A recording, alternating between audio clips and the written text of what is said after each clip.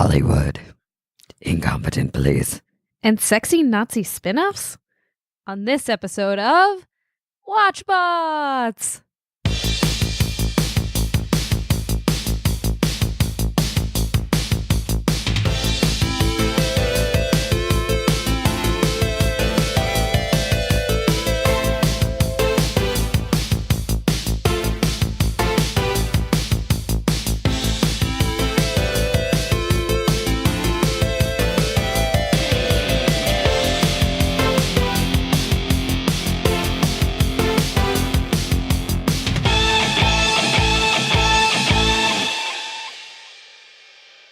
Hi, everyone. Welcome to Watchbots, the podcast about old cartoons and solving mysteries. This is Ben. I'm here tonight with the Cancer Man. Shaylin? Hi. Hi. Do you get it? Emphysema? It was supposed to be Dr. Claw. Oh. I get it. I hate you. Oh. And Dave is not here tonight. He is abroad, which we will get to in a minute. But we do have a more than suitable replacement. Laurie. Hi, Laurie. Hi, babies. Welcome. Wowzer, it's good to be here. Oh, boy. Starting off strong. Welcome to the show. Thank you. Thank you so much. I don't have the smooth, sultry voice of Kendall or the hilarious wit of Emily, but I bought your t-shirt. That's so good. That's a bar for entry. And if you want to guest host, buy one of our t-shirts and send us a picture of you wearing it. Uh-huh. Yep. I appreciate you guys, and I'm glad to be here. So Dave is abroad, and he's filming his classy old broad. Yeah. I'm trying to remember what I said. Yeah, right. He's filming his travel show, Danishes with Dave. It's his travel show where he samples pastries while he's traveling in Denmark. He's not in Denmark. Nope. He's actually in with his job where he does. I'm going to bleep all that identifying information. Put his out. social security out there. I will. His phone number is. The listeners want to know. 7. And Dave's such a little. We're not going to miss him. No, we're just kidding. Dave will be back next week. So Laurie, big pressure. Yeah. You seem nervous. I'm sorry. I just look like that. That's actually just what I look like. Okay, so you're at ease. You're ready totally to go. at all times. Yeah. I always get weird when we have people here. Here meaning like I'm gesturing with my hands because I feel like at Watchbots headquarters. Yeah, recording studio. You get to see underneath the Magic Kingdom castle. Yeah. No, It's weird that it's in Denver, Colorado, in the mountains. Yeah. It took me like 2 hours to get here. Hell yeah. And I'm kind of mad about it. I had to like hike, but you guys have a cool setup. Yeah. It's kind of like a space station. Yeah. And we got that legal pot in Denver, buddy. That's actually the only reason. Yeah. All right. To each their own. So you came on a good week because we have a conjunctivitis outbreak. Oh my God, yes. And so that's been on my bucket list for so long. You've never had conjunctivitis? No. Wow. Wash your hands a lot today. That's like poop eye, right? It's when you get poop in your eyes and it... What? It's bacteria in your eye. It's not from poop. Poop eye? Eye diarrhea. Popeye's scatological brother, poop eye. But our son got it, and like he has to do the medicine. And I know, like, I'm wiping my eye now, just reflexively. Like Shaylin and I have been talking for days about, doesn't your eye just itch constantly? Like I'm convinced now that I have it. I imagine it's like if you have a limb cut off, and they say like the limb still itches. It's probably the same. Like phantom eye cells. Yeah, definitely. Yeah. Having had conjunctivitis many times in my young years, I really am terrified of getting it again. But when I was a kid, we had eye drops that would sting. And so now they use ointment and it doesn't sting. But if you were to ask our kid, then he would tell you it's fire. Mm-hmm. We're just putting fire in his eyeballs. And he's very upset about it every single time we have to do it 4 times a day. So that's great. It's fun. You know, you say those eye drops sting. They should call them Desert Rose. Heyo. Poor little fire eyeballs. He's okay. That's good. He's fine. I'm happy to hear that. Yeah. He's fine. So, Once you wash your hands again, Mhm. so that you don't also get conjunctivitis, you picked out a great episode for us today. Mhm. Or am I jumping ahead? Yeah, you're jumping ridiculously. I'm just far. excited. I have bits. Oh, he's Bits. got bits. Yeah. So I was just reading today on the internet. Have you heard of this new Bear Grylls show? No. It's called You versus Wild. It's on Netflix. I thought that was a weird typo on the internet. No. So yeah, I was checking the Twitter trending hashtags because I'm with it. Oh, it's a real thing then. Yeah, it's real. So it's Bear Grylls from. Survivor Man. No, he's not Survivor Man. It's Bear Grylls. Men versus Wild. Man versus Man Wild. versus Wild. Yeah. Jesus Christ! Yeah, that was not a good way to get there. We got there. Guys, I know about. I'm like all about culture. All right. I'm, Well, glad, that's I'm good. glad I'm here on your behalf.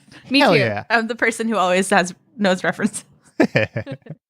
We all know references. We're good. But it's like a choose your own adventure show with you putting Bear into perilous situations or saving him. Yeah. That's messed up. Oh, that Yeah. sounds so dark. I feel like he'll probably die pretty fast. So Are they we're- leaving it up to like the internet? Yeah. Well, God. I guess I'm assuming he filmed multiple things Yeah. and like you just pick which way you want him to go. So I don't think Oh. he's actually So gonna he's not die. dead. Yeah. Okay. As It's far as already I been know. filmed. I can actually confirm he's not dead for a reason I can't talk about on microphone. Oh my God. I'm so curious. Well, hold on. I'll stop the recording here.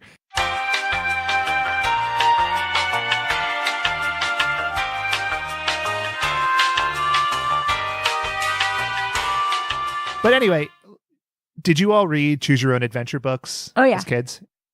I was aware of them, but I had fear of missing out, and so I just read them from start to finish, Mm-hmm. I love you so much. which didn't help the stories usually because it would be like, now you're swimming in a river, now there's a crocodile, now somehow you're in a desert, and that none of it made sense because there was no narrative structure. Mm-hmm. How about you? Did you read those books? Yeah, I mean, I read them like a normal person and not like a lunatic, but yeah. Couldn't help myself. Yeah. So I'll check this one out. We'll put it on the Patreon at the $30 level. And that's how it is. So, mea culpa of the week. And Laurie, this is a treat for you. oh boy. Because, I thought you guys got rid of that segment. well, you would have thought that, but then we've regressed into being bad or just continued being bad. And I'm just noticing it again. So I have a bunch of things to talk about. A bunch. A bunch. They're all mine. I'm ready. Okay. Number one. So I started the episode off last week talking about needing to talk about Jem's dimensions. And I never did go back to them, which is a shame because she's so fucking sexy. What I was going to say is that she's skinny. She needs a sandwich. She needs a sandwich and probably has terrible severe back problems from her bustier region. Mm-hmm. Mm-hmm. Top heavy. She's a bit top heavy. Was she? A little bit. I was only checking out those pencil gams. It's true. She has little teensy tiny feet for such a tall woman, Sure. Gams are legs. but they narrow down into those little teeny feet was what I was getting at. Number two. We had talked that Jem was part of the Super Sunday hour or half hour or whatever. What I forgot to mention, and this is a glaring oversight, is that most of the other shows there were from our old friend Flint Dilly. Flint Dilly. Flint Dilly. That's a flashback. Good for him. Throwback? Throwback. Flashback. I mean, it's a blast from the past. That's right. Talk about blast from the past. You go see that Brendan Fraser movie. Doesn't he climb up through a video store from the floor? And Is it a video store? I know he like lives in a sewer. I thought it was a Hollywood Video, but with like a different name. And then he's just like, oh, it's not this time anymore. Yeah. Like, that's the whole movie. That's. I mean, yes, you're right. That is the whole movie.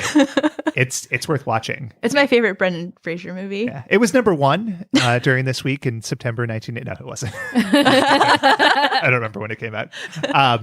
Number three.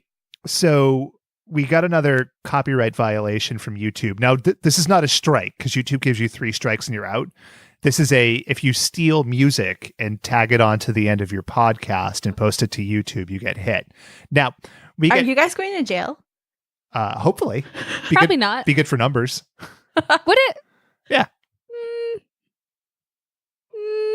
We could have a hashtag to raise bail. Free Ben. Yeah, it's good. Hashtag free Ben. You can Venmo that money to Dave at. Oh my God. my face on a chair. Dave's work email address. But really, so we finished the episode last week because You Loved Me, which I had thought was from Con Air.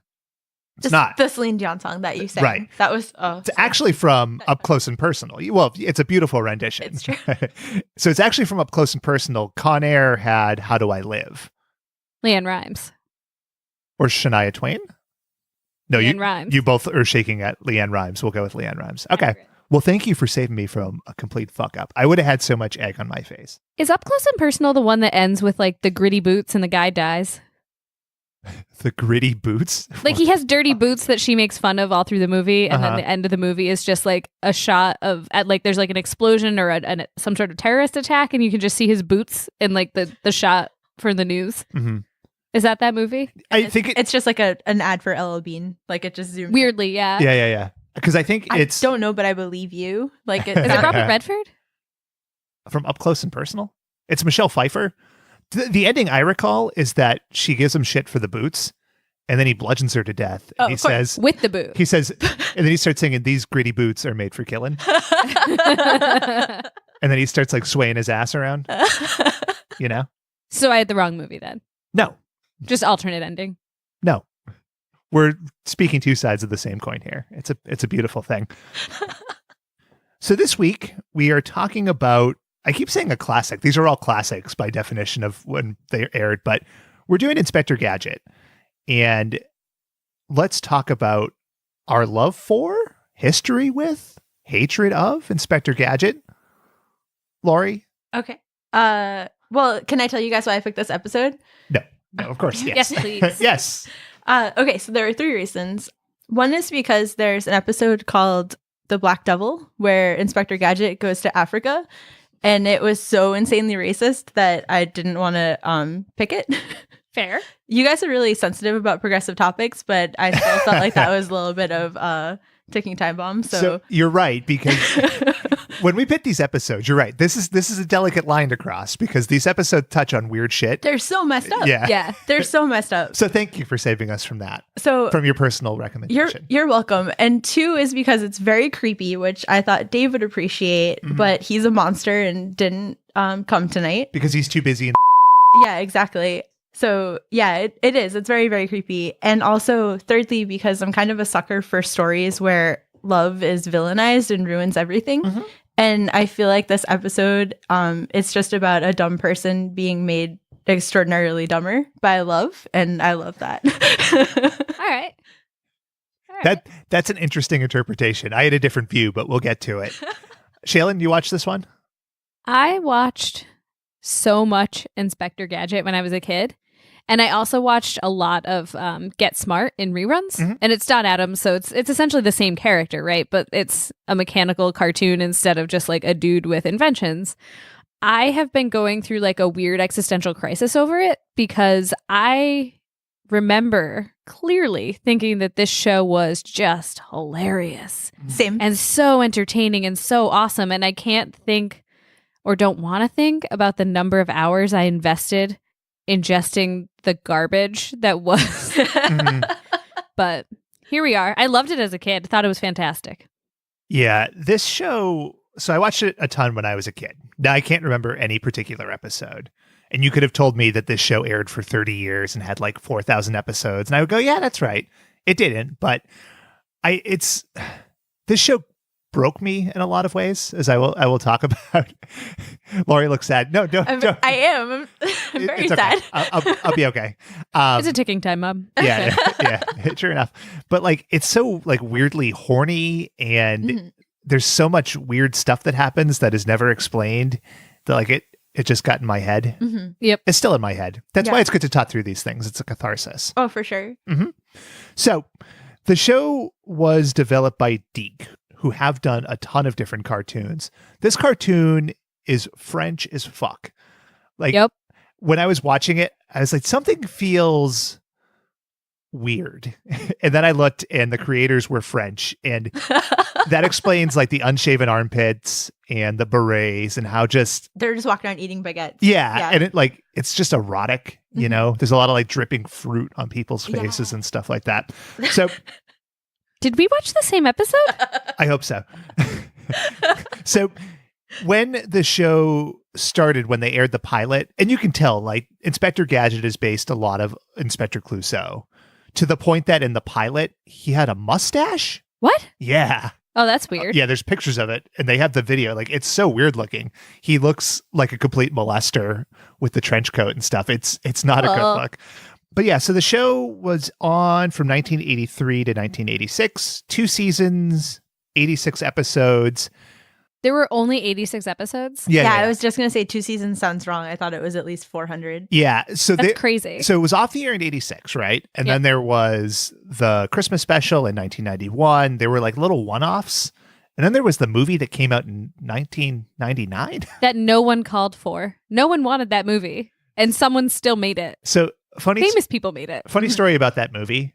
I remember fondly going to see the movie with like my mom, and I went to McDonald's and got a Happy Meal and thinking like the movie was not good, but like, oh, that was a fun day. And as I was doing my research, I was going, oh, how old was I? Like 10? I was 15. Shout out to Ben's mom. What a nice mom. Yeah. This was after Star Wars Episode 1 had come out. And for whatever reason, like I just remember getting a Happy Meal and a little Inspector Gadget toy. Nice.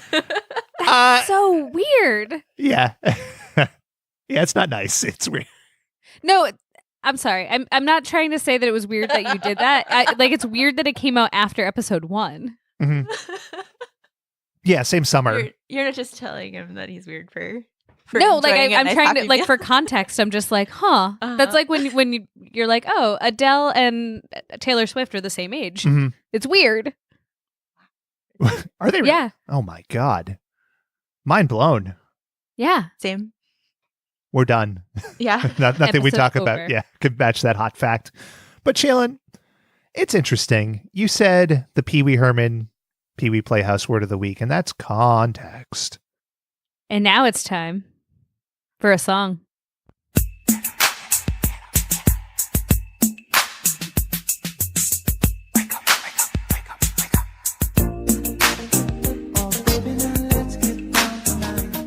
You want to know what you're seeing. You want contextual feeling. Contextual feeling. Makes you feel so smart. Helps to understand the art. You want that contextual feeling. Did you hear the remix in there? Yes. Can I just... Okay, guys. I'm sorry for like throwing off your groove, but when Emily came on here, she kind of eviscerated you for this song. And I was sitting at home just like crying tears of sadness because I'm like a don't let your music die inside you kind of person. Mm-hmm.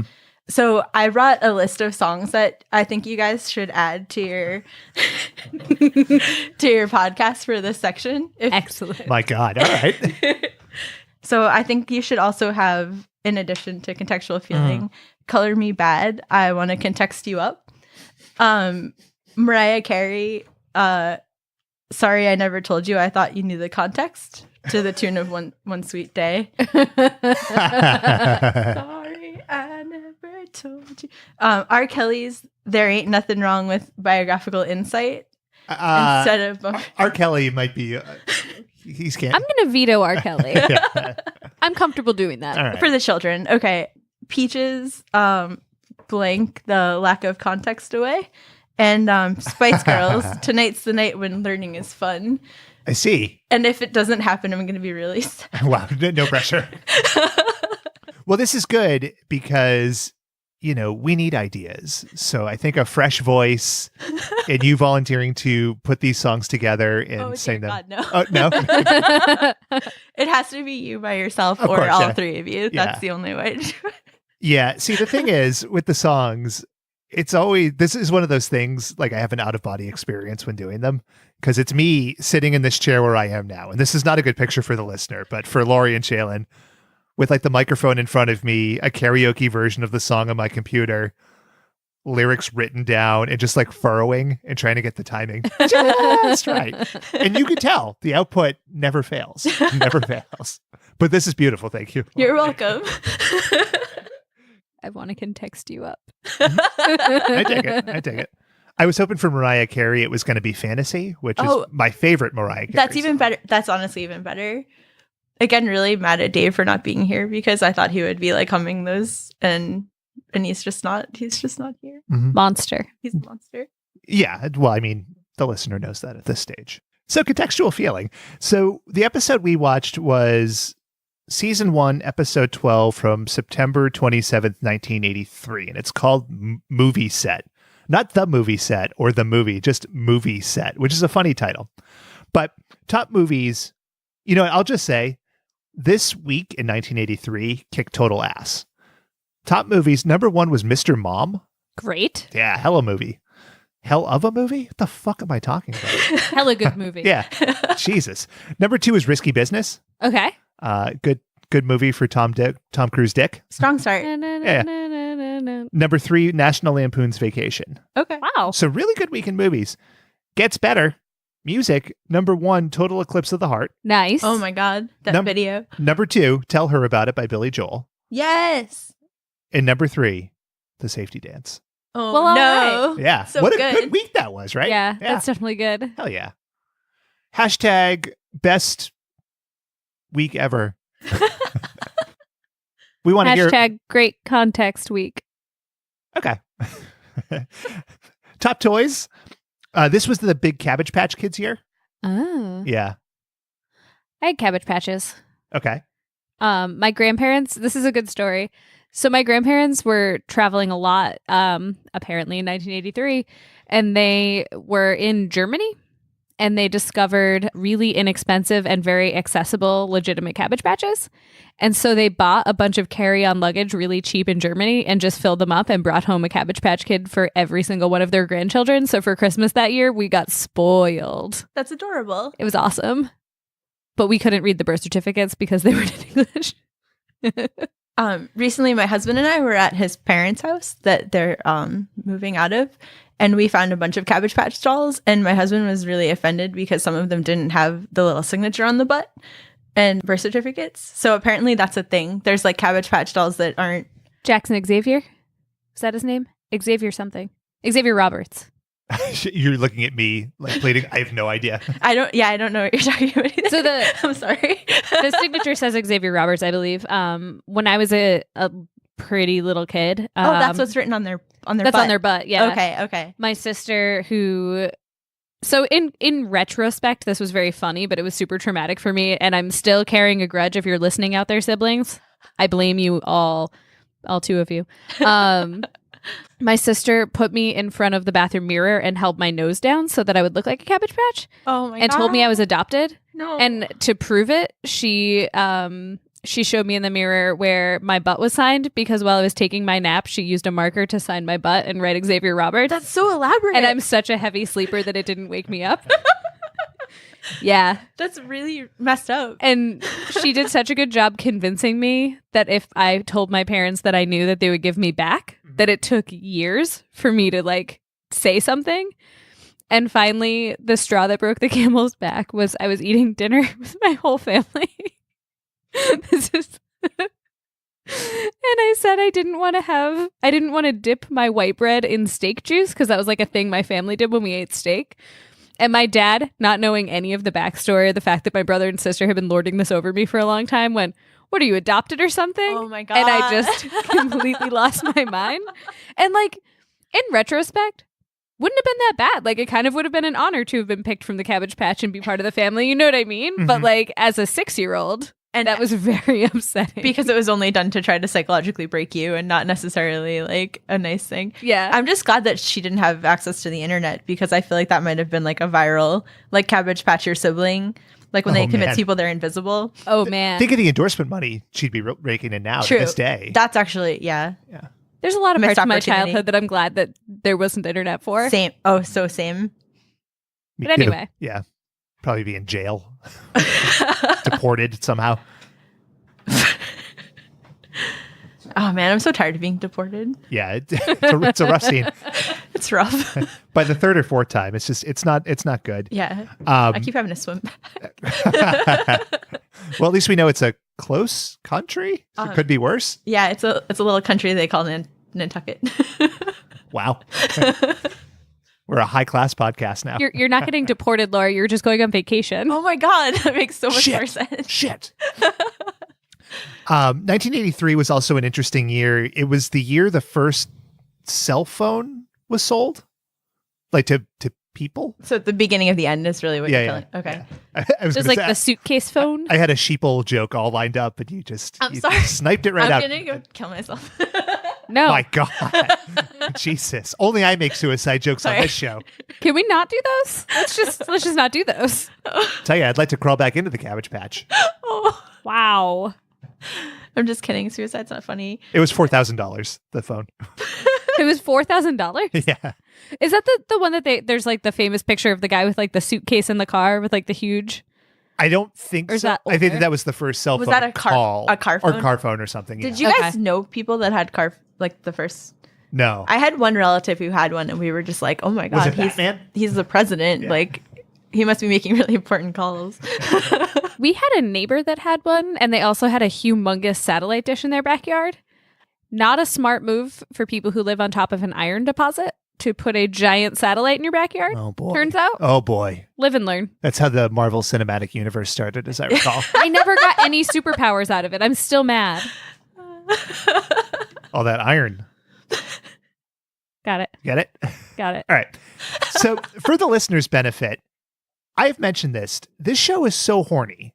So, I'm going to be saying a lot of disgusting things and playing a lot of disgusting clips. And He means Inspector Gadget, not our podcast. Again, Yeah. so mad at Dave. Yeah. So mad. Yeah. Yeah. The show too, but mostly Inspector Gadget. So, as always, let's start with the song and strap in because it's a doozy.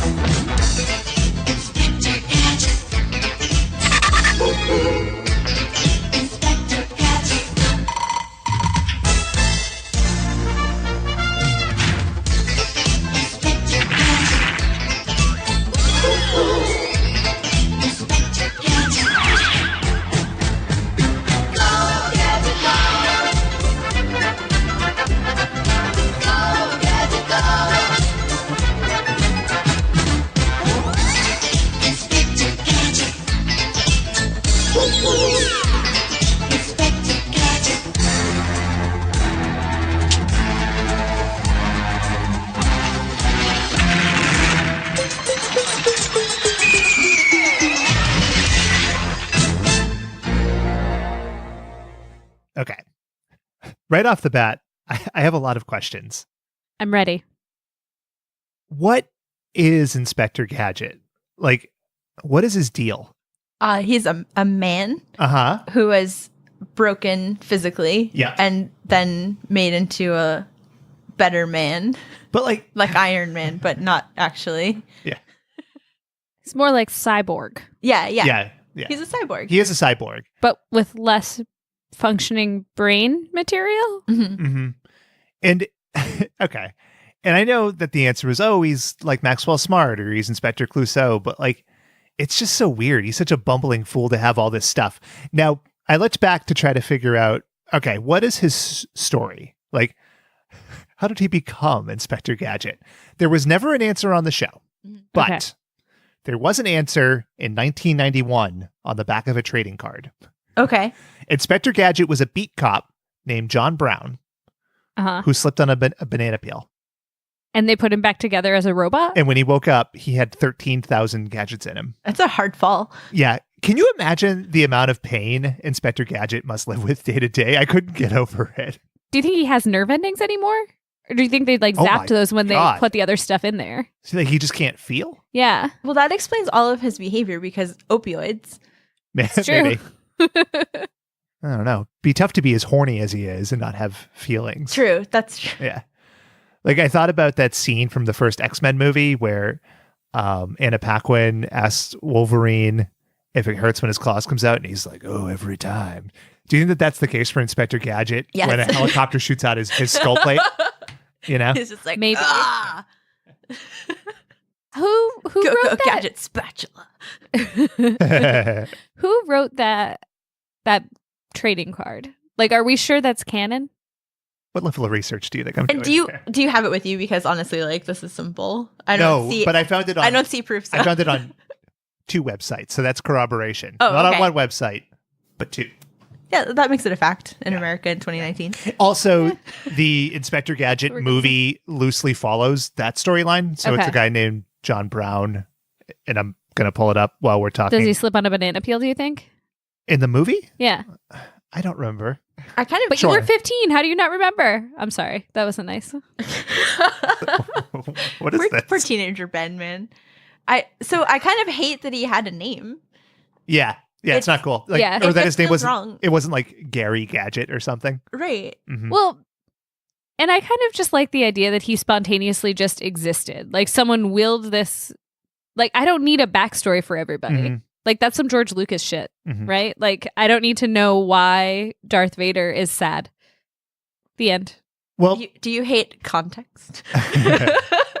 Not all context, but not every character needs to have an extensive backstory that people mull over. Well, listeners, we want to hear from you. If you like the idea of having a detailed Inspector Gadget backstory, hashtag #GoGoGadget backstory.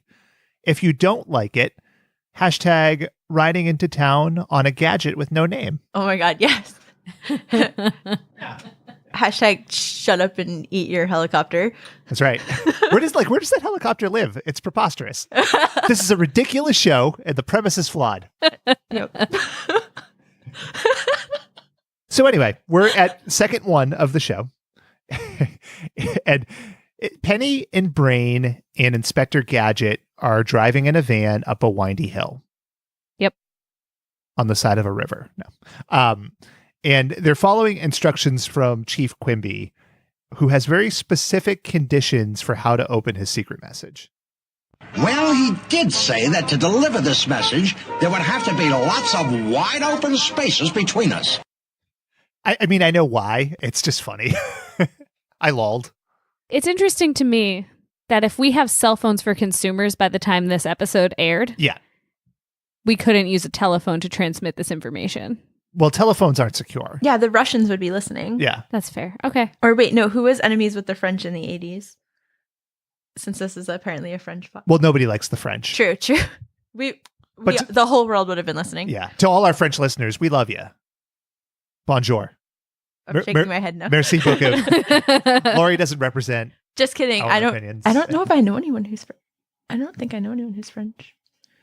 That makes me feel sad. I want to go meet some French people. I've known some French people, but I don't keep in close contact with them. Yeah. Maybe I just don't know. Maybe I'm friends with them, but just was blissfully unaware of the fact that they made Inspector Gadget.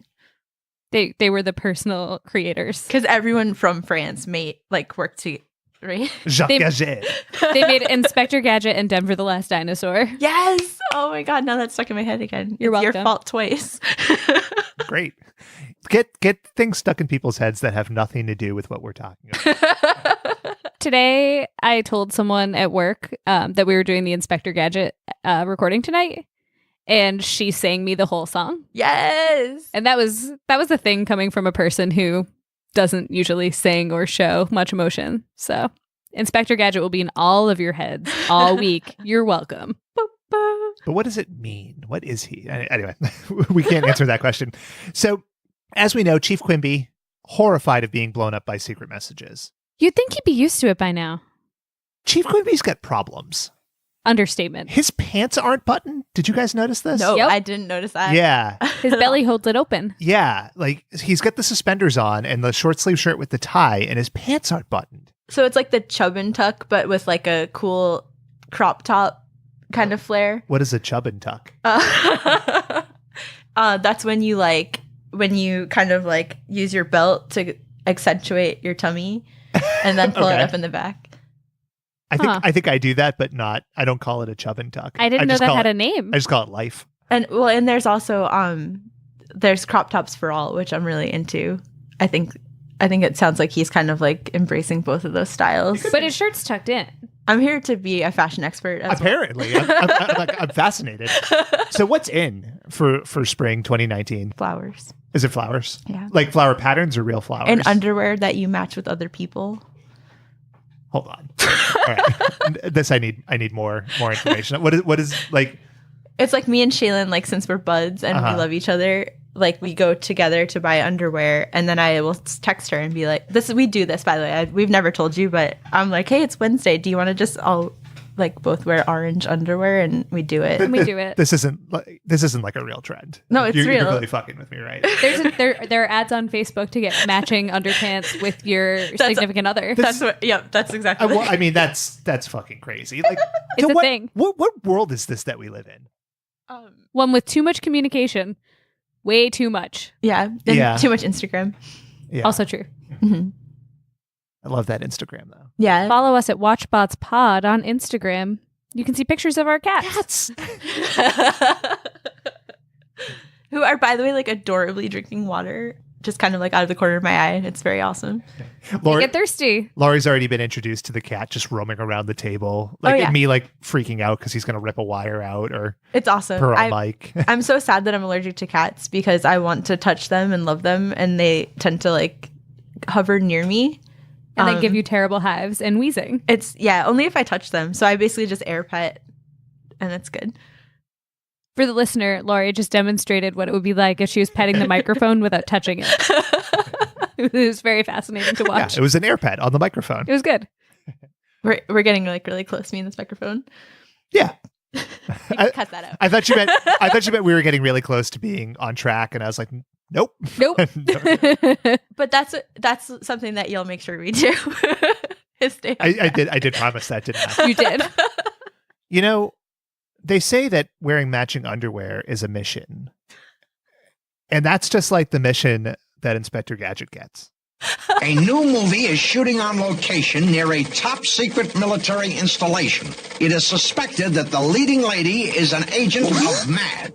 Your mission is to make sure no military secrets fall into her hands. This message will self-destruct. So we're talking about Lana Lamore, who is a movie actress, and we'll get to her in a minute. Did you know that MAD actually stood for something? I knew it stood for something, but I couldn't tell you what. Most awful deviant. Oh man, I don't know. that's actually Really close. that's my motorcycle name. Oh, Shayla, any guesses? No. Mean and dirty. oh. Aren't there two Ds? No, I'm just kidding. That's Mothers Against yeah. Drunk Driving. I was so excited that I Don't knew drink that. and drive. Same, more or less. This has been Watchbots. Don't drink and drive. That's right. Always drink responsibly. And Inspector Gadget is really good at making paper airplanes, which is like a character trait I really liked. I don't know why. Like he makes a paper airplane very aerodynamic, throws it back at Chief Quimby, and explodes into a million pieces of paper. Now, here is where it gets weird. It wasn't weird before. No, totally normal No, until now. we're entering like the fucked up zone here. Uh-huh. So they look at a picture of Lana Lamore, Penny and Brain and Gadget. Lana Lamore looks like a skeleton. With boobs. Yeah. Oh yeah. We'll talk about her Got sweater, some cleavage. her sweater meat real soon. Uh, And Gadget, he's so horny that Yeah. he walks off of a cliff. It happens to the best of us. It does. Lana Lamore, the girl of my dreams. Don't worry. I have about 19 more Inspector Gadget being horny clips. And yes, I have walked off a cliff for a woman. Oh, and But- now you're married. It was only once, It wasn't me. and I don't have a punchline. So I refer to this as the first it's not an erection joke that happens in this episode, because every single time that Gadget crosses paths with or thinks about Lana Lamore, a part of his body, just like the mechanical part of his body, just like sticks out. So that it starts Yeah. like his neck It's and his wild, arm, yeah. and like it's definitely the animators being like, it's not a boner, so it's funny. Kind of like a boner, but it isn't one. Yeah, there's a real part, awkward. There's a part where his binocular eyes start like flopping around like Oh, dicks. yeah. It's so gross. It's gross, yeah. And of course, because I'm 14, he fills up his raincoat because he's falling off a cliff. And I think he's moaning while he does it. And I was like, did he just like come in his trench coat? That's wild. That's actually how the like balloon inflatable raincoat situation works. Yeah. It's just a fat load. Oh God. I'm uncomfortable. That's the 40-minute mark for your bingo board. So the point of this is that Inspector Gadget does not believe that this sexy, beautiful actress could be a mad agent. Refuses to believe it. But he has to go to the movie set and keep an eye on her and shit. Mm-hmm. And now we get to see our villain, the eponymous Dr. Claw. We must find a way to penetrate the missile base. Your mission is to photograph the top secret installation. This man is the stumbling block. Dr. Claw was so cool. Frank Welker. Welcome to the Voice Acting Power Hour. Pat Fraley, Brad Garrett, and Dave Berger. Voice Acting Power Hour. No, that's really all I have. Frank Welker was in everything and is in everything. I played the song for one voice. Well, so Hold on, tell me who was in it. what? Tell me who was in the show. So Don Adams Wow. is our leading man in the U.S. Wow. I'm fangirling really hard right now. This is like my favorite part. Get just so you guys smart know. fame. Mhm. So you keep talking about it being a French cartoon too. In France, Luc Durand, who is like a weird, famous, like singing clown guy, Mhm. was Inspector Gadget. So I just every time I look it up and I'm just like, are there any other famous people? Maybe there's another. I just laugh because it's like a funny black and white cartoon, or not cartoon, black and white image of like a clown. That's awesome. I like to think when you guys do this part that the people who worked on this like 30 or 40 years ago are just sitting like having a cup of tea with like a Google alert. And they're just like, oh, who on the internet is going to talk about, oh my God, I'm relevant. And then I like to picture them just listening to the show and being like, wow. Well, we keep Most of our Twitter followers are actually voice actors. That's yeah. awesome. We keep talking about engaging with them, and then we get scared. So Maybe they're just as scared as you guys, maybe. you know, and they really want to meet you as well. Mm-hmm. Did you ever see that movie Fear? It's kind of like that. All I know is that if Townsend Coleman wants to tweet at us, I would fango real hard over that Ninja Turtle. Hashtag Townsend Coleman. He's like, do I pretend I didn't hear that and act aloof or like come meet them? I love it. I just want acknowledgement that he knows that like I'm a weirdo who every single week I'm like, ooh, he did this voice too. We know you know. Just one acknowledgement. Isn't that the ultimate mission of this podcast? A little recognition. Listen, Smokey the Bear found us. I found Smokey the Bear, to be fair. Wait, Well, I'd like to think that Frank Welker can find us too. did I miss something? How did Smokey the Bear find you guys? You know what? I don't know how to Twitter, so It's okay. I missed out on most everything. We did a Camp Candy episode a few weeks I back. remember that. Okay. Yeah, and we thought that Smokey the Bear was in, so our official show account at WatchBotsPod tweeted at Smokey, and he responded that it was not him. It was a lookalike, but then mentioned a lot of John Candy movies. So Nice. All right. good interaction with the Smoke Man. Bear. But Dr. Claw. So the gimmick with Dr. Claw, you never see his face. This was a huge outrage in 1999 when the movie came out because he was just there the whole time. But prepare to have your minds blown. Dr. Claw's face was revealed in 1992 with an official toy. No. I have the picture. No. I could show it to you. Please, but no. Okay, you don't want to ruin the mystery. Well, now I do want to see. Oh. And I could put this link in the show notes. And if you want to see it, hashtag Clawmaw. And if you don't want to see it, hashtag Clawnaw. Yeah. Oh no. Okay. I'm so torn. All right. Moving on. I can't stop picturing what it might look like. Burn victim? It's glorious, is what I'll tell you. Just Steve Buscemi? That's actually not a terrible guess, honestly. And then there's Mad Cat. Speaking of cats. who's also great. Yeah, that was the name of the cat, right? Mad Cat. So Mad Cat freaked me out in this episode. He has like a human face. There's Yeah. parts where he's like slamming the table with his fist. It was fucking freaky. He's very human. I think as a child, I actually thought it was kind of like a Crane situation. Like I thought the cat was the villain and that it was just like a bionic arm on a chair that he used to like do a weird. I don't know what I thought. I don't Like, know what the point of that would be, but I yeah. didn't think it through, but I thought the cat was in charge. I like that theory. Yeah. I bet the cats of the show would also like that. As well as if the they cats could of this. Think, yes. Sorry. Right. So there's another Inspector Gadget theory, Okay. and this toy actually helped debunk it. So there was a theory that Dr. Claw and Inspector Gadget essentially one and the same. So Dr. Claw was Officer Brown, who had been mangled and fucked up. And then Penny and Chief Quimby helped build up this Inspector Gadget to be like the platonic ideal of the super cop. What fan theory led to the weird pornographic images I found when I was trying to find pictures of Penny? Oh, man. There is some disgusting nightmare quality shit on the internet. Mhm. Do not image search Inspector Gadget. Stop it. I can see you typing. It's not a good idea. Bing.com. You got to go to Bing for Oh these my things. God. people. I can't tell if I'm more horrified by like Shaylin's search results or the fact that you're binging something right now. I also, well, I'm trying to figure out what search string you would have had, right? Because it's not enough to just type in Inspector Gadget Penny. I typed in Inspector Gadget and then each character, like just to see like different like voice actors and different portrayals or whatever. Mhm. And literally the first thing that popped up when I typed in Penny was her and Brain doing the nasty together. This is probably a weird time to mention that I feel like Penny is Shaylin. You Like- know, I was going to say that too, but now it would be weird. Yeah, I just made it weird. It's because she's very resourceful. She's very smart. She's about 2.5 feet tall. She secretly fixes everything.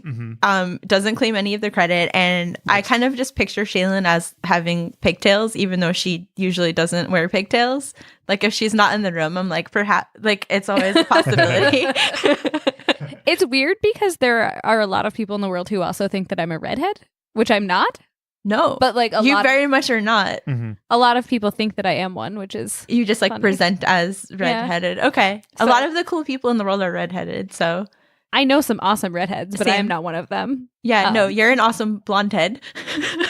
With pigtails all the time, apparently. Exactly. So, But the most Yeah. important connection between you and Penny is you both like to talk to dogs. that's true. Oh, that's so true. And I don't call any of my relatives by their name. I just call them uncle. So here's another fan theory, right? Where are Penny's parents? They also slipped on banana peels, but were not as Could be. fortunate as Inspector Gadget. Yeah. Oh, that's dark. Because there is a lot of discussion on the internet about if Penny is actually his niece or a ward or something. Okay. But why would you pretend someone's your why would you pretend someone's your niece? I don't know If why. she was an orphan. I don't know why I Yeah. said that so aggressively at you. Fuck, I don't know. I'm telling you what I read. I'll tell you my thought on it. What's your thought? Brain is actually also a gadget thing. Oh.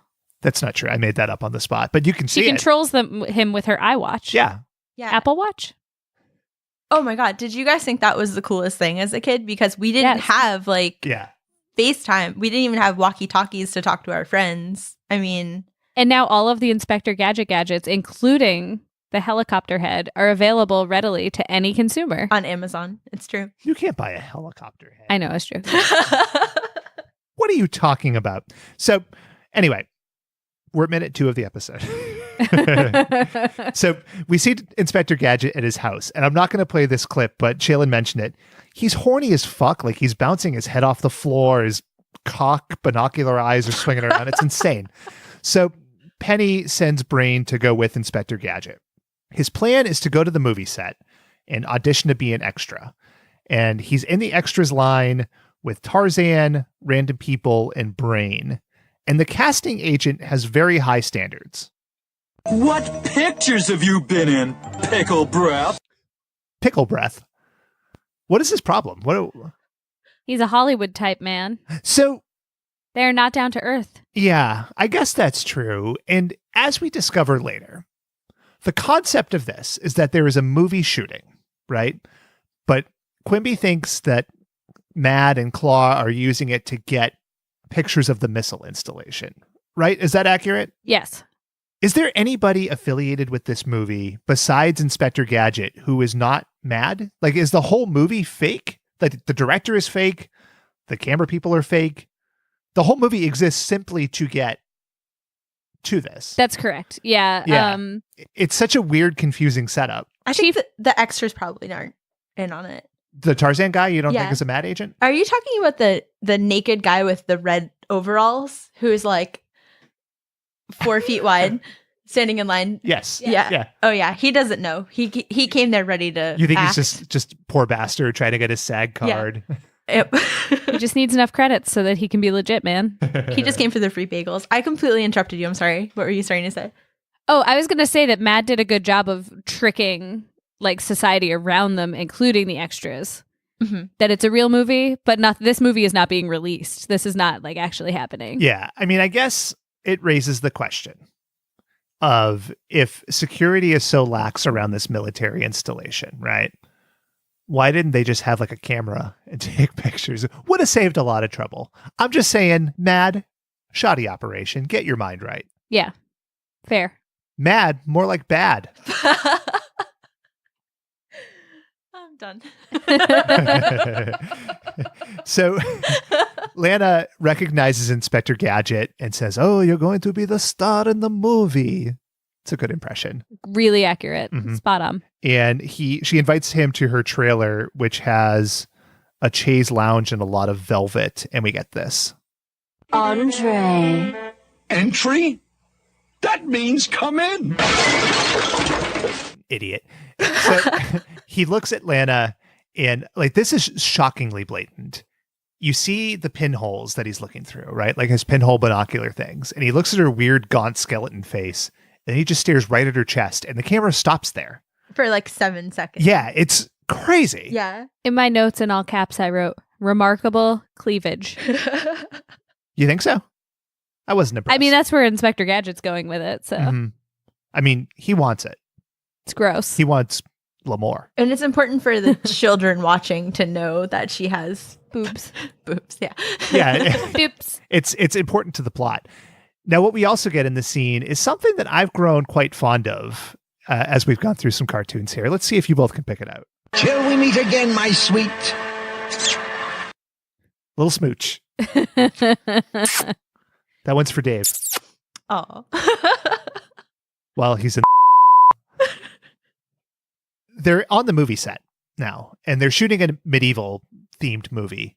And Laurie, did you pick this episode because it's Game of Thrones week? Yes, Yeah. absolutely. There's like the part where there's like the zombie dragon. Oh god. Is that a spoiler? Something. No. Is winter coming? Please cut that. Oh, I believe that the dragon looked is called the Flaming Dragon in Inspector Gadget. That's right. Yeah, that's what I meant. yeah, it's not a spoiler. It's a spoiler.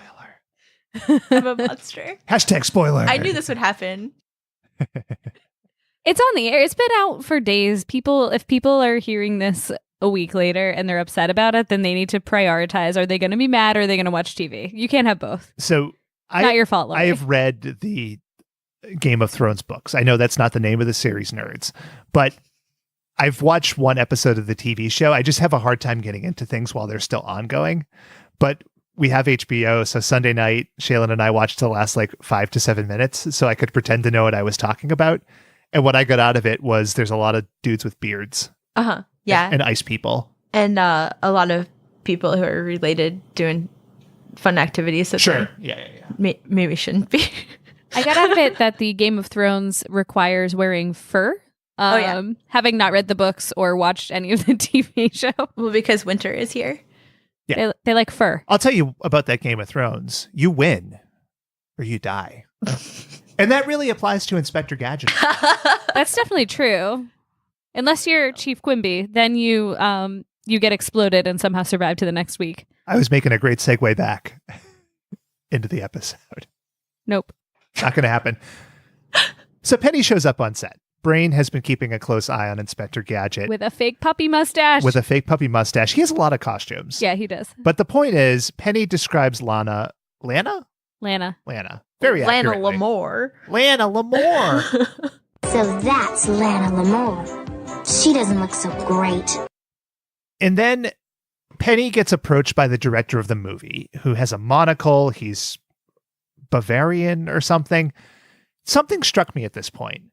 This show is really weird because if you think of Inspector Gadget, he's got like his big nose and like wacky hair, and everybody's a caricature. And then you see Penny, and she's not realistic looking, like she's a cartoon, but she looks much more normal. Yeah, Yeah. she just looks like a girl. Yeah. Well, that's kind of like part of the whole child power show Mhm. where you get to be like, I'm so smart and every adult is dumb. And also kind of like the trope back then of the male being a big dumb idiot and ruining everything. Mhm. And then just kind of like falling into luck and Yeah. everything falling into place. So maybe, yeah, she's supposed to be the only person you can relate to because you're a little kid and you're like, everyone around me is dumb and I fix it. I'll tell you who's lucky, that Bran Stark. Anyway, so the film director walks up to Penny, who has tripped on a wire, and wouldn't you know it, he's a big old creep. We have ways to take care of little girl spies. It's horrifying. How did he know she was a spy and not an extra? She has the look. The red shirt, the pigtails, Well, the fact that she's a child. Well, see, here's the thing. I can answer this question in a very logical way. Did you see another extra on set? That's fair. And I guess I did say that everyone was mad, so Hashtag use your noodle. so sorry. Mm-hmm. So we come back from commercial, and Inspector Gadget is going into a duel scene against the Black Knight. And the Black Knight, more like the Mountain. I'm not falling for this trap anymore. I'm All looking of your approvingly. Game of Thrones listeners are gonna find me, and I have like 3 Game of Thrones references, and I pretty much exhausted them at this point. nothing happens. Nobody lives or dies, and I know nothing about it. Okay. We'll get those spoilers out of you. So anyway, so they're going into a duel, and the Black Knight has a mad logo on his shield. Gadget doesn't notice this because he's not smart, but the director gives Gadget a donkey for a horse, and I wish I had pulled this clip. I meant to, and Gadget's response is just, "That's fair." Yeah. I legitimately I fell out of my chair laughing. Kind of like when King Baratheon fell out of his chair when he died in the Game of Thrones. That's from season 1. We can spoil that. I haven't seen it. I'm uncultured swine that way. That's okay. So it's a real duel, and Brain is now behind Inspector Gadget in a jester's cap, and Brain decides to get things going. I said silence! That was also Inspector Gadget coming when Lana blows him a kiss. So he had another little smooch there. So Brain, to help Inspector Gadget's donkey move so he can have a chance in this duel, he stabs... It's a joust, Right. not Thank a you. duel. That's right. Mea culpa. Get out in front of it now. Don't want Reddit and Twitter tearing my walls down like they're going to be doing for Laurie. So he stabs the donkey in the ass with a pin, so the donkey will go forward. Now, physics would tell you this is a bad plan because he has now increased the velocity at which these two people are riding at each other and ensuring that Gadget would be doomed. But no. Gadget uses his go-go Gadget spring legs to jump up and avoid the mountain, and the mountain was not his name. The Black Knight. The Black Knight. The Black Knight slams into the wall, and he leaves that cartoonish, like, people-shaped hole that I always like, Looney Tunes thing. The Black Knight is also clumsy, and, he tries to kill Inspector Gadget with a mace, and he ends up whacking himself in the head. Mm-hmm. Then something weird happens. Something weird happens. Yeah. The director is shown, and he's pissed. And there are stink lines coming off of him. Mm-hmm. Yeah. Is that fair to say? Are these Yeah. stink? Is he just shitting? I think he's supposed to be fuming angry. Okay. But it's a weird French version of that. So it's a fart instead of out of his head. Yeah, because those lines are brown. Yeah. Yeah. They are indeed brown. Okay. I used to have a teacher who said I have smoke coming out of my ears, and I think it was like that combined with Dave's fart donut. Yes. Shark donut. True. hard to- Oh, sorry. Forgive me. Mea culpa. Damn it. Rare that we give these to guests, but it's okay. Did your teacher really say that? Smoke coming out of my ears all the time, and she would really do inappropriate stuff after. Like if you got to that level, it was like throwing things level, things that wouldn't fly now. Okay. Was she born in like 1830? Pretty much, but like we deserved it. We were awful. Mm-hmm. But would you have been so awful if she had not been so old-fashioned? Like if she had used like an effective disciplinary process, would that have been different? Listen, it was still our fault. Okay. We were bad. I went to Catholic school and I never had like my knuckles wrapped with a ruler because I think it was illegal. But there were stories about a nun who worked at the school like forever, like decades ago, who had done a lot of that. And that always struck me as completely crazy. Yeah. Like corporal punishment in a school setting. I don't want to talk about it. Yeah, let's just steer the ship right around. So there's a weird part of this episode where like you can tell it's not a real movie because instead of reshooting Whoa. Take a step back. It's not a real movie? Right. Continue. It's a spy cover-up so that they can steal government secrets that they could have otherwise found by hiking up a mountain with a camera, but instead there's an elaborate ploy. When the director says, we're not going to reshoot the joust scene. Yep. Instead, let us warm up the flaming dragon. Yeah, I wrote that he has a hot plan. Smiling for approval. I just love that line. It's time to warm up the flaming dragon. It sounds so raunchy. Yeah. That's actually ripped off directly from Game of Thrones. Oh, okay. Yeah. In retro time. That's what they say that whenever they're about to have like a dinner, like a nice brisket. Yeah. A brisket. Mm-hmm. A leg of lamb. Right. More like a mutton. Like a red wedding cake. Oh my God. All right, that was it. I don't have any more. Yeah, so they set up a flaming dragon to burn Penny at the stake, which is like such a classic like cartoon old-timey villain thing. Like you can't just kidnap the kid and kill them or whatever. You have to do it in the most elaborate manner possible. So I love this. But Gadget doesn't recognize his own niece or Brain, who are both standing right there. But it's okay, he's not bright. But right before the dragon blasts that hot fire all over Penny and burns her, Brain sneaks up and unties her rope. With no thumbs. With no thumbs, I'm also not convinced it was a rope. Places, please. Not sure that's a rope noise. That's true. Sounds like a rubber hose. I was going to say it sounds like a creaky mattress. Oh, yeah, I could see that. Mm-hmm. Rubber hose works too. Oh my God. Yeah. But then Dragon... Oh my God, what is wrong with me? Inspector Gadget trips and sprays the dragon with water and ruins the dragon. And then the director has a reaction to this that I think fits most guests and listeners of this program. Let me play it for you. Did you get what you wanted? Not entirely. Really? I thought it went quite well. I, of course, have Inspector Gadget in that scenario. Although I never think it goes well, so maybe it's not accurate, but I'm going to keep explaining the joke. I'll be the Inspector Gadget. Oh, you're talking about your show? That's not true. I thought you were talking about Inspector Gadget. Like you were saying like, oh, I didn't get what I wanted. Stop being self-deprecating and me not noticing and then me making fun of you guys by accident. Well, we have killed this joke thoroughly dead. We get everything we want from this, damn it. You know who never kills a joke dead? Dave. I was going to say Tyrion Lannister, but Dave. All right.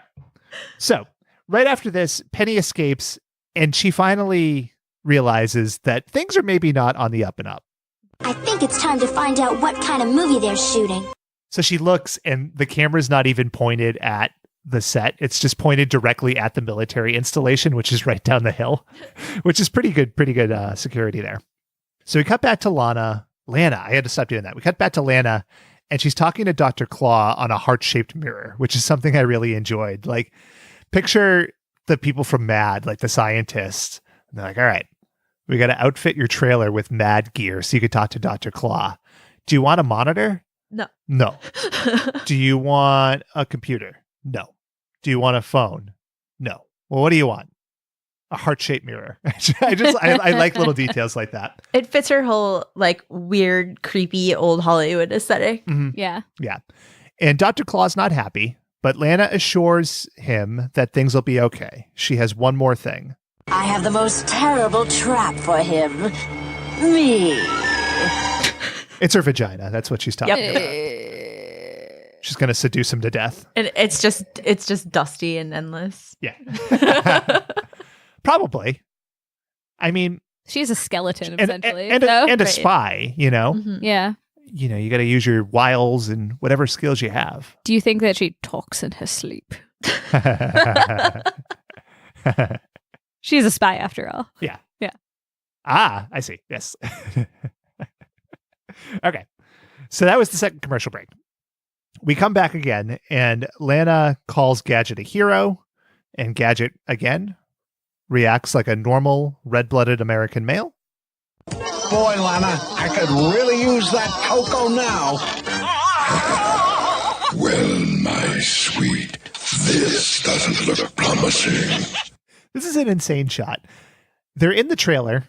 Dr. Clark is watching somehow, but Gadget doesn't hear this or know that he's watching. It's weird. There's a lot of weird perspective stuff going on.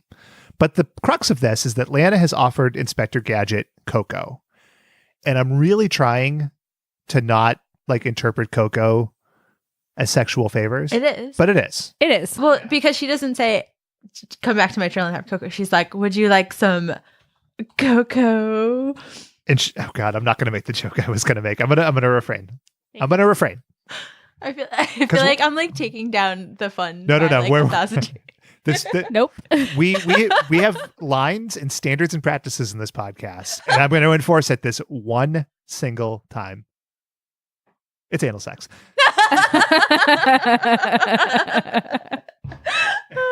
But makes so much sense. It's so literal. Yeah. Yeah, we're not clever. So Brain tries to pull Inspector Gadget away. Inspector Gadget's robot arms fling him backwards. So Lana is thrown into the wall of the trailer. Yeah. There is a long shot of her ass in her underwear. Yep. And her shoes fall off. So there's feet for the feet guys. Lana deserved better than she got. But Penny, it is nighttime, is still at this lot. So she doesn't have to go to school. Nobody worries about her, but she's hanging out.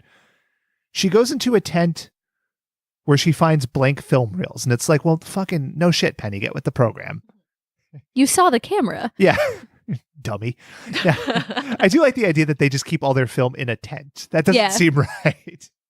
Definitely not professional handling. Yeah. I feel like you guys know more about this. Where do you keep I don't know. In a trailer or a truck, and usually it's inside of a case and not just out in the open where sun can be exposed. Okay, all right. Yeah, you think they're shooting Avengers Endgame and just putting the film in a tent? Any Tom, Dick, and Harry can come along and steal it. Get spoilers all over the internet. Oh shoot, yeah, that would have internet Twitter would have come for them. 83 internet Twitter. That's right. That's right. Would have been terrible. So there is in fact film, and this is my favorite part of the episode legitimately. There's not audio of this per se, but the director is looking at the dailies. He's looking at what they shot, and they did pull some film of the missile installation, and then Inspector Gadget just walks by with an ice cream cone and spills the ice cream cone into the camera. Yeah. And every shot is him just waving at the camera. Uh-huh. I thought this was enjoyable. I thought it was delight. really funny. I laughed. The redeemable part of this episode. Uh-huh. Yeah. Inspector Gadget accidentally foiling the plot. Yeah, and that's what it comes back down to in the end. So Penny calls Chief Quimby and says, call from Inspector Gadget. Show up at the movie lot. Chief Quimby doesn't question why Penny is making this call. Oh, I think I misinterpreted that. I thought she had some kind of voice to text super. Oh, okay. Yeah, that's how I interpreted it too. Is she was pretending she was Gadget. Yeah. Making the call to him. But there was a picture of him on her watch. Do you think it's similar to now? If I called you on your iPhone, just a picture would pop up? Yeah. Yeah. I'm going to say yes. When do you think she took that picture of Chief Quimby? Before he got exploded at some point. Okay. Oh, when he took her to the movies because he's her real dad. Oh, that's an interesting theory. All right. He must really dislike her, letting her hang around with Inspector Gadget. Mm-hmm. Just being in mortal peril at all times. Yeah. He's the worst caregiver for a child that could ever live. Yeah. She's 8 going on 85. Yep. Yeah. Just sunken eyes. Not a good scene. Sunken eyes. I feel the magic between your eyes. Anyway. I'm just here for Shaylin. Keep going. Gadget is in Lana's trailer. Yeah. She tries to poison him, but they play this real subtle because she slips something into his drink and then a mushroom cloud pops up. Casually. You just like you have to really be paying attention. This thing about Inspector Gadget, you know? Subtle. It's subtle. So he tries to seduce her with his gadget arms. Like he grabs her and it's very It's alarming. Yeah. Oh, and his pocket spoon, which somehow isn't attached to him. It's just in his pocket. He's like, I have a spoon. And that's not just a spoon in his pocket. I'm doing just like hacky jokes to whatever. It's like all my first dates. I always like. Oh my god! Do you bring a spoon with you? Just you try to poison your date. Also, yeah. And then they knock you unconscious. I need to level the playing field. Fair enough. Fair enough. I can dig it. I'm hip. I gotta stop talking. So he knocks Lana out with like a hammer by accident. Yeah. And then right before the scene cuts, did you guys see this? He just starts licking his lips. Ew. I don't believe you. That didn't happen. And he just says, go Gadget condom. I want to make a Bill Cosby joke, but I shouldn't. But yeah. Really bringing out our most mature selves this Jesus episode. Christ. Well, I told you, this is what happens. So right before Inspector Gadget is about to make a life-altering mistake, the director shows up and he tells Gadget he needs to get ready right now for a stunt. And Inspector Gadget decides to go along with it. Because reasons. But he's finally starting to get the picture here. Something's up. I'll do what he says, but I better keep my eyes open. What were you doing before, idiot? Yeah. Not a bright character. Now here's the stunt. They've set up this elaborate stunt with no notice. It involves Inspector Gadget jumping across buildings. So they put him in his suit of armor, they hoist him up. There's a pit of spikes underneath. Now the idea clearly is you cut the rope, Inspector Gadget falls onto the spikes. He has 13,000 gadgets. This is the worst plan I've ever heard of. Like the director's last desperate gambit, and it couldn't feel any more like that. Yep. Brain is now dressed up as a handyman, so that's like his 9th costume change. And they were able to spot Penny as a spy, but not a dog walking around doing... Well, to be fair, Penny did not have a costume on at the time. That's true. She was lazy. When they put her in the burning at the stake outfit, Inspector Gadget didn't recognize her, and he spends every day with her. So that's true. And he was just mad that she wasn't Lana. Yeah. Lana Lomo. Yeah. With all these costume changes, maybe his name should have been Madonna. Cher. Okay. Mine was better. It wasn't. Sorry, Jessica Parker. Okay. It's all relative. It's all relative. So Gadget is, of course, fine. He falls onto the baddies just as Chief Quimby shows up. Chief Quimby, again, something a little wrong with him. Get the part. You stole the show. Gadget, you're really something. Thanks, Chief, but no pictures, please. You do anything you want. You've earned it. You could tell me that Chief Quimby was played by a robot, and I would believe you. Get the part. You stole the show, Gadget. You can do what you want. His unbuttoned pants. He just started licking his lips, too. Fucking weird. But no problem at all with the fact that he destroyed like $1 million helicopter not half an hour before. No. What problem could that possibly lead to? It's a write-off, as far as I know. So the bad guys are sent to jail. Dr. Claw bangs his fist. He'll get Gadget next time. And then we're left with Inspector Gadget and Penny and Brain. And Inspector Gadget still doesn't quite get the picture. You took an awful fall out there. Let's just say I learned my lesson. It's like that 4-second pause. Because reasons. It was necessary. What lesson is he referring to? Boobs don't erase evil. That's right. Bros before hoes. Yeah. Yeah. Wait. You forgot the last thing. Okay. which was Penny goes, they cut the rope and does like this. And he goes, what? And then she just grabs Brain and they're like, oh, this dumbass. And then it's over. And then like she gets the last laugh. I feel like it's important. That is important. And also important is the motion her hand is making when she's cutting the rope. Yeah, it's like this really weird loopy thing. Oh, it was weird. This whole show weirded me the fuck out. Who cuts? Oh, yeah. Who cuts like that? Like she was someone who's never gone to school because they're too busy keeping their uncle from certain death. Oh, that's so real. Oh, God. Or maybe because she programmed him herself and that's how she cuts the wires. Oh, God. So let's rate this guy and girl. Let's rate everybody. Would you show it to a child? Laurie. Oh, wait, is there a numbering? This is a yes or no. Okay, no. Okay. I would not show this to a child. But as someone who watched it as a child, I think I missed like all of the creepy stuff. Mm-hmm. Pretty much every time I watched it, I didn't know what was going on, which almost just makes it worse. Shaylin? You know, if I was desperate for entertainment for a kid, I don't think that a kid would necessarily pick up on all the weirdness. Mm-hmm. So I give it a if it's in like limited options, yes. Mm-hmm. But I would pick something else over it given the choice. Shaylin told you it was a yes or no question. She just gave like a 6.5 minute answer. It was thoughtful. I'm a Libra. I appreciated it. The answer is no. Would not show this to a child. There was a reboot recently, I think, is like a computer animated one. I bet it sucks. Yeah. Mm-hmm. And let's go with 1 to 5 horny gadgets. And you can interpret that as either the character or the gadgets with which he is horny. Shaylin, kick us off. Give it a 2.5. There's a lot to talk about. Plenty of an existential crisis as a result of rewatching.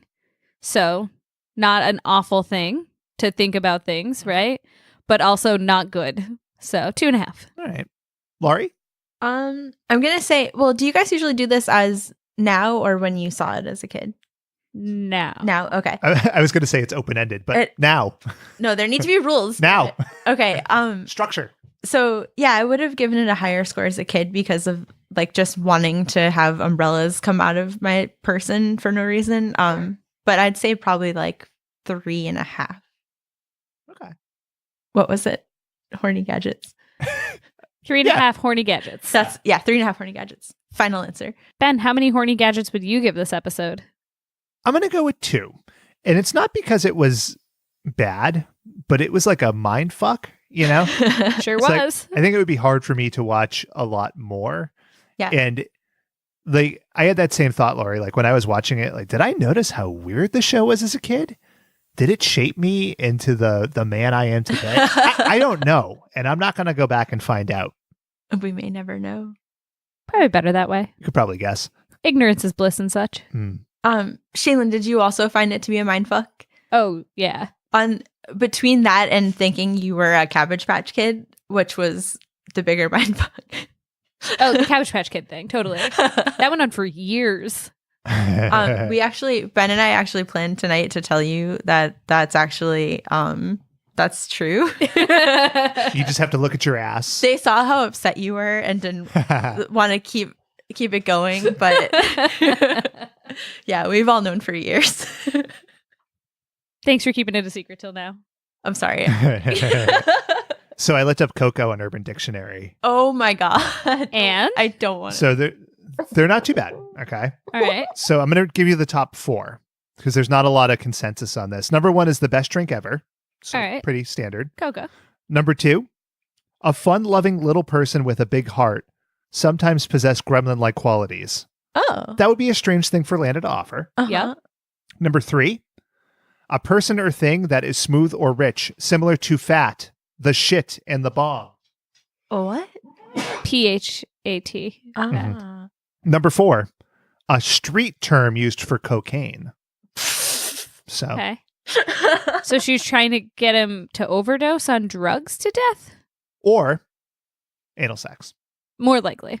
So when you guys get hit up by those voice actors, I need you to ask them, like, were you guys just talking about cocaine? We'll find out. I thought you were going to say ask them about anal sex, and I was going to say, yeah, they're not coming on this show. It's not going to happen. So that's Inspector Gadget. Indeed. Yes. So, Laurie, as a guest, you have done work for us. Thank you. Which, thank you. And you've brought a game. Yes. Yeah, I did. Okay, so the game is called Dumb Gadgets. Dumb Gadgets. Stupid Gadgets. And basically, you guys are Chief Quimby in the little town in Ohio. Uh-huh. And I am the budget director for the law enforcement agency there. Okay. And you know that you need these stupid gadgets because Inspector John Brown is an idiot and like needs the stuff to keep him alive. But sure. if you tell me that, I'm going to be like, well, we should fire him because I'm the budget director. Obviously, that's a waste of money. But you know that he has this weird blind luck and always solves mysteries. So you kind of just need to keep him on your payroll. So I'm going to go through a stupid gadget and then kind of like snake oil style, you have to convince me to buy it. Okay. But you have to give me like a convincing reason other than just this guy's an idiot. And they're each worth $100. If you convince me, you get the $100, and then at the end, whoever has the most money wins. All right. But since it's just two of you, it's going to be really cutthroat. And I'm sorry. It's all right. You know, when you get on mic, allegiances go out the door. Because we play to win. We play for keeps. It's true. true. Did you say in Ohio? Did Inspector Gadget take place in Ohio? Oh yeah. I don't know. That's fucking crazy. Hold on. Why? Let me just go back. You think that they're pulling off an Inspector Gadget kind of thing in a small town in Ohio? Oh yeah. What else is going on there? I mean, that's where all of the best like movies are filmed. That's true. Yeah, they call and it secret military installations. Yeah, they call it the Hollywood of the Midwest. Yeah. Ohio. Okay, cool. I have it in here somewhere. It's called like Rivertown or Riverland or something like that. I just remembered there was an episode when Inspector Gadget was waiting at a traffic light and it was frozen. And he just sat there for a really long time and like had an outward monologue about how it was important to obey the law. Did you ever see that episode where he was at a stoplight and then they started playing the Star Spangled Banner? And then a bunch of like just these weird French dudes came out and just started like pointing and laughing at him. No. Okay. I'm sorry, Laurie. I don't remember any of that. Okay. All right. Okay. So we have Shaylin. Yes. And Ben. Yes. But as of now, you're both named Chief Quimby. Okay. So number one is a semi-autonomous hand that comes out of a hat. Either one of you can jump in. So I have to sell it to you. Yeah. Well, you see, budget director. Sometimes there are going to be situations where we have to dismantle a bomb, but we can't let the person operating the bomb know that we're dismantling it. So what we have to do is covertly send in someone wearing a hat. And they continue a conversation with the person who has perpetrated the bomb. And at the same time, they're diffusing the bomb with this disembodied hand. And without that, the perpetrator with the bomb will know that we're trying to disable the bomb and explode it in the post office. We're saving lives here. We actually have had a lot of problems with bombs in the post office in Ohio. So I like where you're going with that, Ben. Can I come in with a steal? So, you know, in the Addams Family, they have Thing, the hand.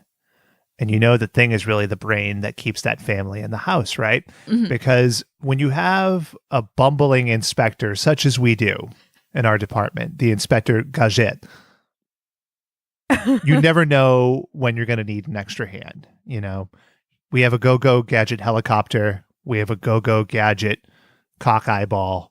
But sometimes you just need a hand to do a little thinking, grab those places that Gadget can't. It's not about bombs. It's not about lives. It's about a helping hand. Maybe it's bringing a cat out of a tree. The slogan that's on our cars in this town in Ohio. Yeah. It's not about lives. Yeah. Oh man, those are both really strong. For this one, I'm gonna give the $100 to Shaylin. So that means Shaylin's winning. Ben, you should be ashamed. You know, there was a quote earlier in this episode. I'm just here for Shaylin, and I see how it plays. Yeah. We are wearing matching underwear. Okay, number 2 is a flip phone inside of a driving glove. You know, they say that being on your phone while driving is illegal for all. But sometimes when Inspector Gadget is on the road, he needs to make a quick call for a pizza for the station house. And what better way to do it than with the flip phone, or the flip phone, which would be called the flip phone in this Gadget scenario, within a driving glove. That way he can discreetly hold it up to his ear and say, "Get me a pizza, Atlanta." It's a good impression that Chief Quimby did. Good. Yes. That's good. I liked it. And also to stop the bombs in the post office. He might Here's need the it. thing, budget director. We don't need a flip phone inside a driving glove. Please save the money so that we can buy more pizzas. Oh, wow. Okay. Well, since Shaylin didn't try to sell it to me, that one will go to Ben. It's like a forfeit. That was a pity forfeit. No, I actually liked your answer, Ben. That was good. All right. I don't Kat. think that you really liked my answer at all. Fucking bullshit. I liked your answer and I liked your impression, and I was not going to be able to top that. I feel like he could use that to like go on a date with Lena Lamore, which we all know that they're the will they won't they that we're rooting for. Yeah. The best dates end with someone unconscious. Okay, number 3, but I think this is what Ben referred to lovingly as cock eyeballs, but I called it bionic eyes that turn into telescoping binoculars. Sure. Well, budget director, as you know, we are not just a police unit. We also are spies. And we need to be able to see in the dark, in the light, and the cleavage in between. All of our best men need these goggles. So you don't just want one. You want how many are... I forget. How many people do we have here? Well, the one strong one. Okay. So. They can just share it to take turns seeing the clue. Okay. Mm-hmm. I'll think about it. That's a good point. Ben? So, it's a covert operation, right? And nothing says covert like a telescoping eyeball sticking out of a man's head. And you know what? Your criminal operations, that's fine. But Inspector Gadget, despite being percentage robot, whatever percentage you like, he's still a male and he still has needs. And I brought in a guest to tell you what we can use that for. Boob. That's right. Both Inspector Gadget and the film director, they know what's from up. Movie set. That's right. From Game of Thrones. And that thus ends my proposal. The answer is boob. God, this is hard. I'm going to have to give that one to Ben for his really clever use of a clip. That's fair. It was funny too. That's the best part fair. about controlling the clips. I'll I'll put them in when you're not expecting them. They were both really good. All right. So Ben's at 200 and Shaylin's at 100 for everyone following along at home, which will be me in how many days? I forget how weeks work. Yeah. 5-ish Finkel. 4.5. We're in the past, guys. This is weird, time right? travel.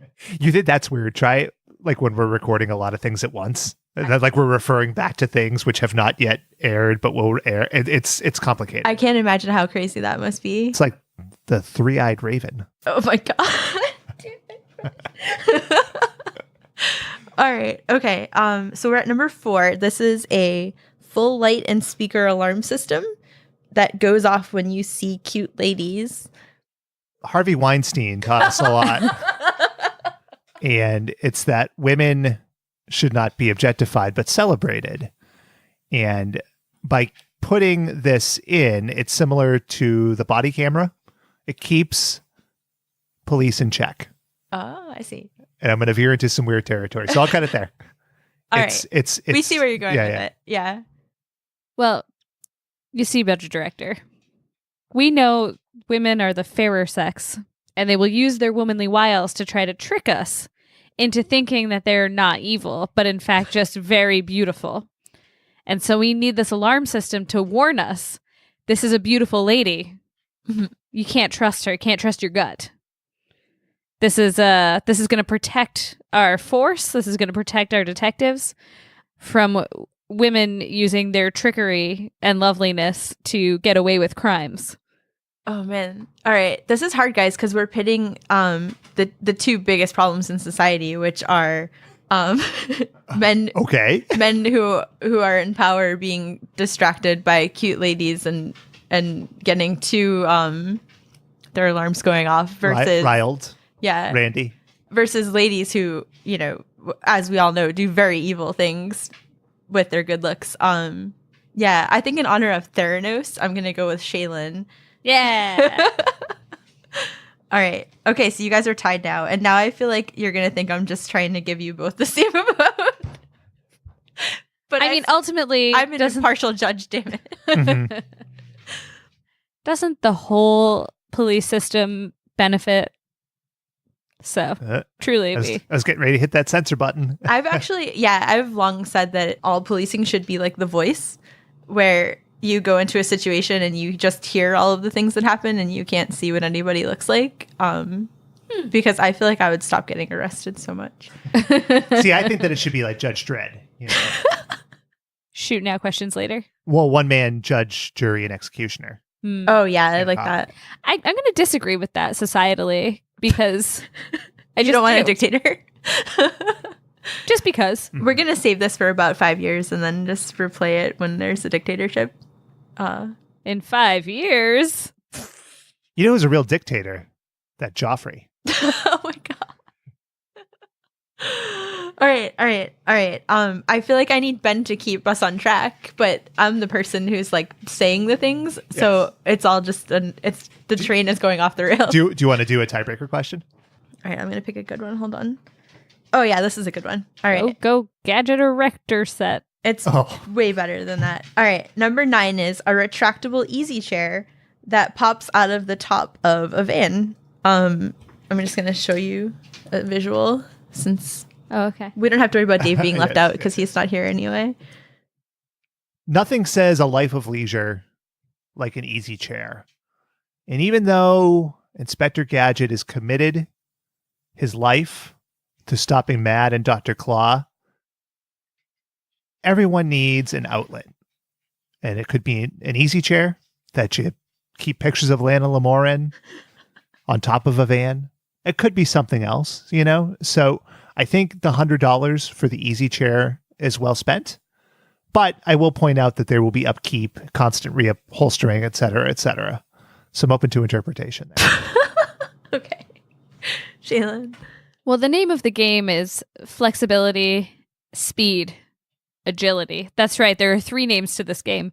An easy chair provides comfort, but also quick entry and exit from the vehicle.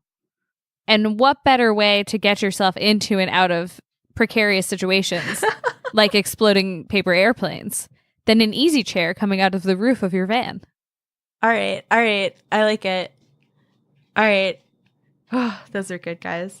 I'm going to have to go with Shaylin. It's not because we're wearing matching underwear. This is rigged. Suck it. So Shaylin gets $300 to spend on the budget, and Ben gets all Ben's money goes to Shaylin too. I just decided right now. That's about right. Yeah. Shaylin gets $500. $500 for wacky gadgets. It's not really. It's not for the greater good. It's not a big budget, regardless. That's true. It's Ohio. What do you expect? That was fun. Thank you, Laurie. Yes, that's a good game. Thank you for doing work. Thanks for playing along. Of course, we didn't have a choice. I'm just kidding. All right, on to the mailbag, and we have a question tonight from Steve Putinturd. Hi there. Children are dumb and emotional. No one denies this. Was there a show or something that scared you as a kid that you look back on now and you wonder how you managed to stay alive after being such a fucking coward? Thanks, Steve. Mine wasn't a cartoon. Mm-hmm. Do you know the Tom Hanks movie, The Burbs? Sure. That movie scared the ever-living shit out of me. Right from the bees. Mm-hmm. So, Laurie, just for context, Tom Hanks lives in the burbs. And there's bad guys next door, but nobody knows except for him that they're like murdering people and stuff. Okay. And so the part that I really remember being particularly traumatized by is early in the movie when someone rings the doorbell and a bunch of bees fly out. Oh God. Yeah, and it took me years to watch the rest of that movie. Or open a door. Yeah, and the thing is, that scene wasn't scary. The rest of the movie is terrifying and gets progressively more terrifying as you watch it, but like those bees really messed me up as a kid. It sounds pretty scary, honestly, especially with My Girl being kind of like part of our formative years. This was way before that. Okay. Yeah. Because I feel like I was way more convinced that bees were going to be how I died than is really true. I think a lot of people have that fear. I was scared of Sesame Street.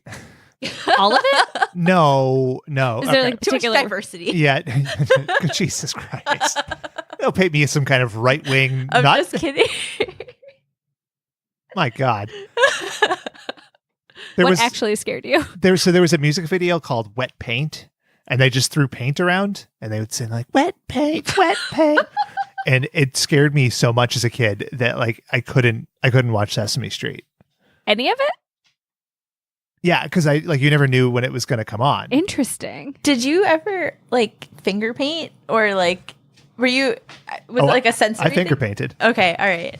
You just didn't want it to be thrown around the room. That's fair. You guys. Anyway, but yeah, so like it freaked me out, and now like I don't know what it was that triggered it. Mm-hmm. And I thought about it from time to time. Like now, like I could pull up the clip and it would be fine, probably. Uh-huh. But Well, yeah, that's it's just weird. The things that define you. Yeah. Seriously. Can I just interject really quickly? When you're editing this, if you hear like weird mouth sounds that sound like a dog, that's actually not me. That's Winnie Cooper. Oh, our listeners have gotten very used to hearing the dog. I've never noticed. Oh, really? Yeah, I just probably assumed it was Dave. Well, he's not here, so you flattered Obviously me he's after fine. calling me a racist. So I know. I think that happened at least 5. Ben's not racist, everyone. that's convincing.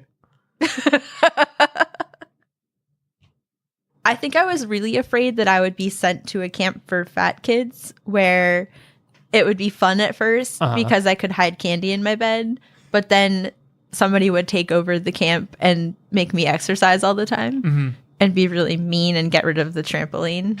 And I don't know. It's something that sounds terrible. Yeah. It was heavy weights and it consumed my thoughts. So yeah. There was a kid's book that had that same theme. It was called Jelly Belly, and it wasn't like a Judy Blume book, but it was sort of that same kind of thing.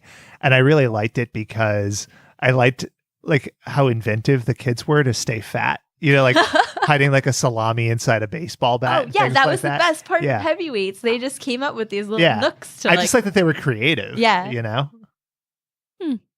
I didn't know that book as a kid. Mm-hmm. I remember when I was little wanting to camp, but we lived in the woods. So when I said things about like going to camp, my parents were like, oh, just pitch a tent in the backyard then and go camping, which we did. I did that recently, like it's cool. a year ago. Yeah, it is. It's cool. The woods is cool. Oh yeah, that's another thing. Sorry for having 2. I just feel How greedy. dare you? I know. I'm sorry. Like you guys have just got me in a groove. So when I was growing up, I wasn't allowed to play in the woods most of the time because reasons. Like my parents were just like, no. But every story when you're a kid is about fairies and cool. Like every cool thing happens in the woods. And then I found out from our town's police officer that it's because a dead hooker was found. Oh my God. In my backyard. What? Yeah, I lived in this house and a dead hooker was found in the backyard. So reasonably, my parents were like a little squeamish after that about the children. Were you living in the house when it happened? Like, did your parents own the house? I believe so. Yeah. That's how the story goes. That is insane. I can claim innocence because I was, I think, 3. Mm-hmm. So you can. That pretty is much true. immune Accurate. from blame. But yeah. Did they find the killer? I don't know. I actually, now that we're talking about it, wonder why I haven't looked into this more. I feel like I could probably Google it. I think Google wasn't really as much of a thing. It wasn't a thing when I first found out. So now I can revisit it and just have more nightmares. There's some kind of Robert Stack thing going on here. We need to investigate further. Yeah, I'll send you guys If you an email. have any information about the dead hooker in Laurie's backyard. Yeah, where I grew up in Ottawa, Canada, just like Dave. Yeah. Just like Dave. That's where he is now in Ottawa, Canada. Ottawa, Canada. With his 6 children and 7 horses. That's right. Yeah. Well, if you have any leads or follow up on the hooker story, hashtag backyard hooker murder mystery leads for Laurie. It's a short hashtag, so you have lots of room. You can string tweets together. Well, thank you, Steve. And if you have a mailbag question, email at watchbotspod.com. So here we are, the end of the episode. Shaylin's got the yawns. I heard that she would sleep through 9/11. Yeah. Well, It's true. She slept through this whole episode too. She just kept falling asleep. Narcoleptic. Listen, man, I just like to sleep. Fair enough. Well, Laurie, you survived. Barely. Any parting words of wisdom? No, I love you guys. I appreciate you having me. Oh, and I look forward to continuing to be a listener forever. We hope that you'll come back again. This was good. Hell yeah. Yeah. Well, thanks. Shaylin, any last thoughts? You know how people talk about childhoods being ruined? Rewatching Inspector Gadget really, really frayed my memories of childhood. So. Really? Yep. Not sure we'll come back to this one. We're changing lives here on WatchBot. But you can follow us on Twitter, Instagram, and Jiffy at WatchBotsPod. Please subscribe, rate, and review on iTunes, Spotify, or your platform of choice. For Laurie this week, Shaylin, and Dave, who just texted me ciao. I guess that's from his location in This is Ben. Thanks for listening to another episode of WatchBots. Until next week, never trust a man with a helicopter in his hat. Bye. Yeah. You know the West Coast is back for all you suckers. So put something in there. Put it in there. Yeah. Suck, Snow. Top dog, bite them all. Yeah, I'm burning it up. DPGC, you should be turning it up. CBT, LBC, yeah, we hooking back up. And when they bang this in the club, baby, you got to get up. Cuz homies, thug homies, yeah, they giving it up. Low lot, yo lot, boy, we living it up. Taking chances while we dancing in the party for show. Slip my girl a 44 when she crept in the back door. Chickens looking at me strange, but you know I don't care. Step up in this mother, just a swank in my hand. Trick, quit talking, crip walk if you down with the set. Take a bullet with some grip and take the smoke on the jet.